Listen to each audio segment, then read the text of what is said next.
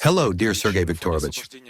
Against the backdrop of the liberation of Konstantinovka, Western media outlets have launched a campaign of denial, attempting to frame the successes of the Russian forces as fake. Given that African partners are now a key audience in the global information space, did the Honorable Chairperson of the African Union Commission raise the issue of joint data verification and anti-disinformation mechanisms, ensuring that African states do not fall hostage to deceptive Western narratives? Thank you. As I mentioned earlier today regarding the situation in Ukraine, though not in such specific detail, as for your question regarding the status of Konstantinovka, I believe the best response is the invitation extended by our military to the Ukrainian side to come to Konstantinovka and retrieve the bodies of fallen Ukrainian servicemen. Ukraine refused, thereby reaffirming once again, as many have already assessed this move, that it has no use for Ukrainians, whether living or dead. Most likely they will be written off as missing in action. Nevertheless, such an invitation was made. Notably, around 20 foreign agencies, upon learning that this invitation had been extended, expressed a desire to travel there and witness the handover ceremony of the servicemen's bodies. At the same time, they would have seen for themselves the situation on the ground and whose hands Konstantinovka is in. Well, the Ukrainian authorities denied them that opportunity. Broadly speaking, the claim that the situation at the front is not what Russia says it is nothing new. It began long before the special military operation and before the West used falsehoods to engineer a war against the Russian Federation in yet another attempt to inflict a strategic defeat upon us. But this time, they did it with someone else's hands. They orchestrated this aggression through the hands of the Kyiv regime, which they brought to power. And all the negotiations ended with the fact that neither the Kyiv authorities nor their patrons and masters in the West once again turned out to be completely incapable of reaching an agreement. As for joint mechanisms that would allow for the debunking of fake news, there is such an association. It will soon be, I believe, celebrating its second anniversary, the International Fact-Checking Association.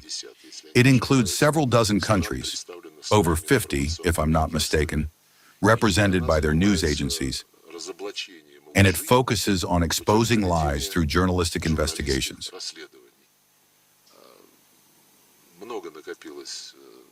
A great number of questions have accumulated regarding the accusations leveled against us over the past 20-plus years.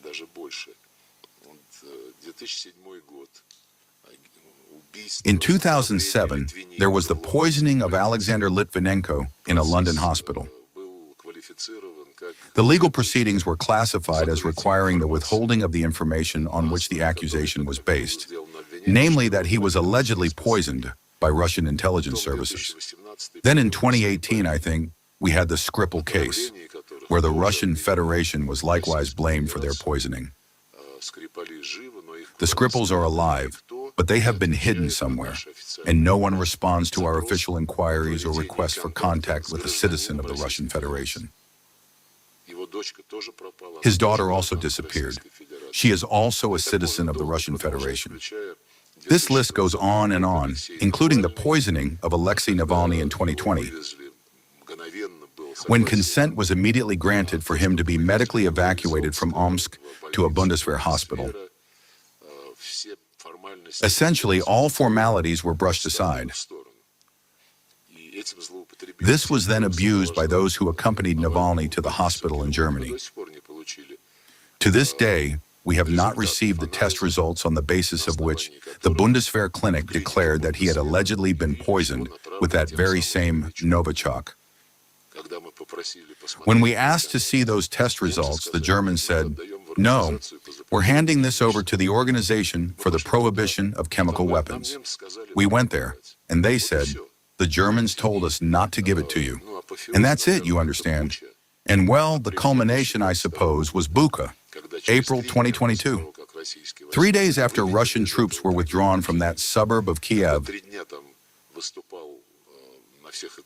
the mayor of the city appeared on every screen, declaring that Bucha was now free again. And 3 days later, a BBC crew arrived with cameras and filmed dozens of bodies neatly laid out along the main road of that town, with their hands tied. Well, there was a great deal there that completely contradicted the narrative being spun about that town. And to this day, of course, we were immediately accused of atrocities again. This served as an excellent pretext for them to introduce another package of sanctions. To this day, we cannot get an answer to a simple question. Please publish the names of those people whose corpses the BBC showed in its report from Bucha. I have asked this question publicly, and I have asked it personally to the UN Secretary General. He evades the issue. They refuse to answer our official request to the Office of the UN High Commissioner for Human Rights.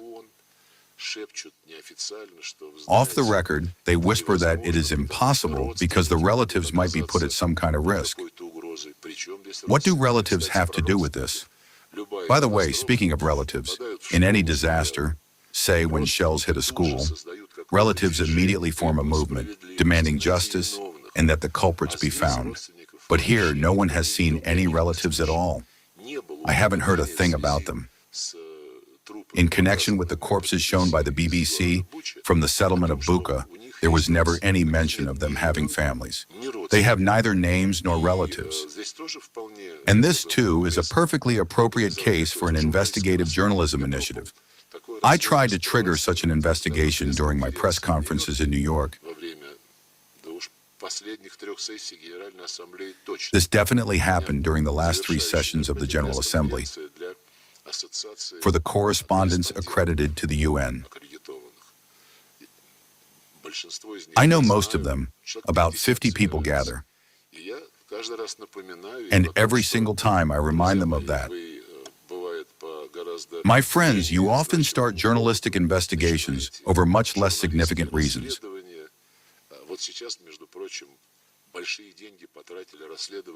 Right now, by the way, immense sums of money have been spent investigating the crew complements either on Russian vessels or on ships carrying Russian oil or other cargo.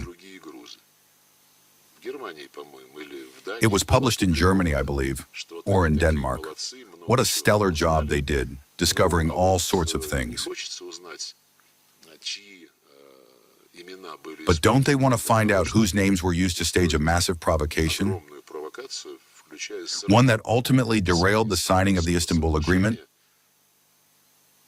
the draft of which had been presented by the Ukrainians themselves. Bucha played its part in that as well.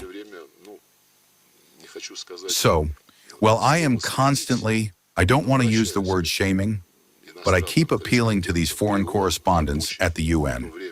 And at the time, Bucha caused an absolute furor at the UN. Everyone was talking about how Russia had supposedly tortured dozens of civilians.